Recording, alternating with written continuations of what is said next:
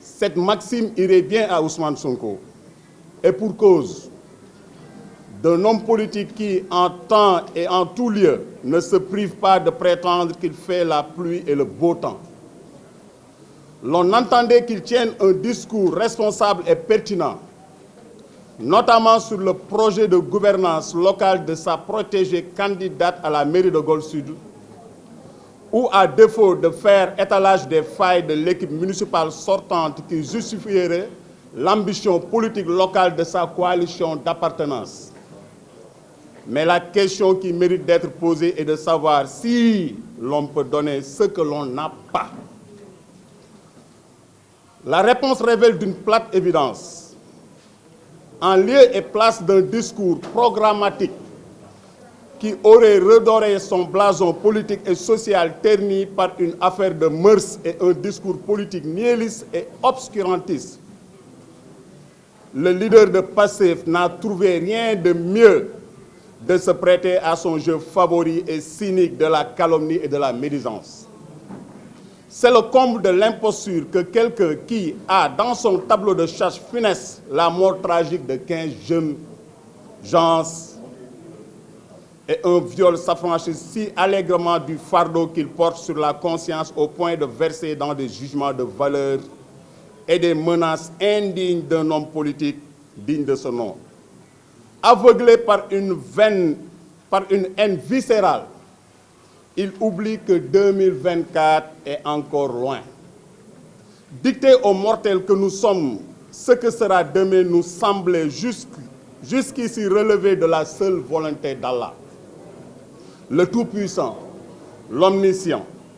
En fait, jusqu'au jour où un homme tout droit sorti de la cuisse de Jupiter a fait irruption sur la scène politique sénégalaise pour se faire une place au soleil sans en avoir véritablement les prérequis du point de la morale et des compétences.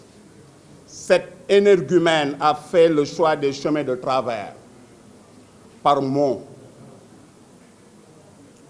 et par vous. Monde de mensonges éhontés, de manipulation de masse. C'est ce qui explique qu'en dépit de son jeune âge, son parcours présente déjà un bilan très lourd de turpitude et de dégâts collatéraux. Sa route est pavée de morts, de blessures morales et physiques qui n'ont pourtant pas l'air d'entamer ses instincts nécrophages et son cynique de lupanar.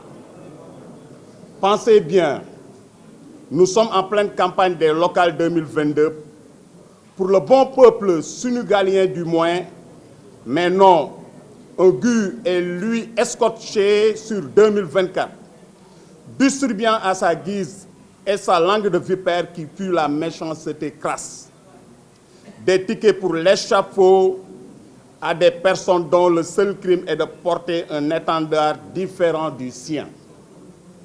Ce que les gens doivent savoir est que Ousmane Sonko donne de plus en plus des signes inquiétants que seule la psychiatrie est en mesure de décrypter. Ces diatribes ne s'adressent pas en réalité à Doudou Ka, Aliou Sall, Mamour Diallo ou à Lat Diop. Aussi, à trop en vouloir à tout le monde, il a fini par étaler au grand jour son obsédant trouble chicotique en la personne de Macky Sall. On ne l'entendra jamais lui reconnaître le titre ni le statut. Macky est en réalité son œil de Caïn, qui le pourchasse partout, qui hante ses nuits et dérègle son horloge biologique. À ce complexe presque oedipien contre lequel il se bat tous les jours, vient s'ajouter désormais l'obsédant sentiment de culpabilité d'avoir montré à la face du monde sa vulnérabilité devant la chair. Et quelle chair? Toute honte bue, lui, le modèle unique, voit sa conscience le martyriser. L'œil de Caïn prendre une tournure à laquelle il ne s'attendait pas. quelque élu des cieux qu'il est. Ces gesticulations actuelles font penser à une citation de Lamartine. Borné dans sa nature, infini dans ses voeux, l'homme est un Dieu tombé qui se souvient des cieux.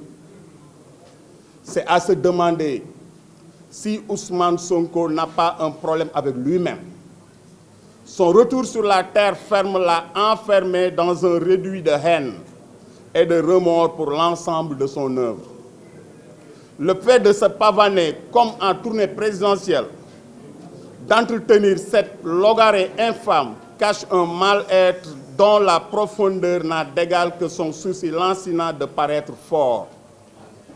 Les ajustements actuels de Sonko sont les derniers soubresauts d'une bête à l'agonie. Les Sénégalais commencent à comprendre enfin que la seule réponse à opposer à un sujet confronté à un tel trouble de la personnalité, c'est le mépris. Parce que c'est le meilleur moyen de le rappeler à lui-même, à sa poussière d'homme. Ils sont de plus en plus nombreux à avoir acquis la conviction qu'ils n'ont pas besoin de Sonko, mais c'est plutôt Sonko qui a besoin d'eux. C'est dire si notre écart national continue lamentablement de se brûler les ailes à force de surestimer ses forces tout en minimisant les aptitudes des autres. C'est un monde qui est en train de s'effondrer autour de lui. Pas besoin de tirer sur une ambulance. Il suffit de le laisser crouler sous le poids de l'œil de Caïn, de ses complexes et de son sentiment de culpabilité à la fois. L'ignorer, c'est le conduire au supplice. Lui, le centre du monde décadent. Chaque jour qui passe le rend de plus en plus petit dans ses bottes, évasif dans sa manière de parler et bouffon dans celle de toiser le monde. À la limite, c'est Sonko qui a une dette de reconnaissance du ventre de l'endroit des personnes qu'il attaque à longueur de journée. Ces dernières, en effet, sont le bâton de vieillesse qui le maintient encore debout. Ce sont elles qui donnent un souffle de vie au mythe qui piteusement part en vrille. Et plus, justice pour justice, comment la brindille dans l'œil de l'autre pèse-t-elle plus que la poutre plantée au beau milieu de son crâne? Sa justice serait-elle devenue borgne et subitement sélective, elle aussi? Et puisque son populisme et sa bassesse maladive lui font fouler aux pieds toute forme de présomption d'innocence qu'il s'agace et souffre. Chers journalistes, certains d'entre vous se posent certainement la question de savoir pourquoi les responsables de Benno Bokk Yakaar, sur qui il a déversé sa bile, n'ont pas du moins formellement répondu au délire satanique de l'illuminé. La réponse est simple. Aliou Sall et Lat Diop ne boxent pas sur le même ring qu'Ousmane Sonko. Sur plusieurs plans et indépendamment des considérations partisanes, Sonko ne leur arrive pas à la cheville.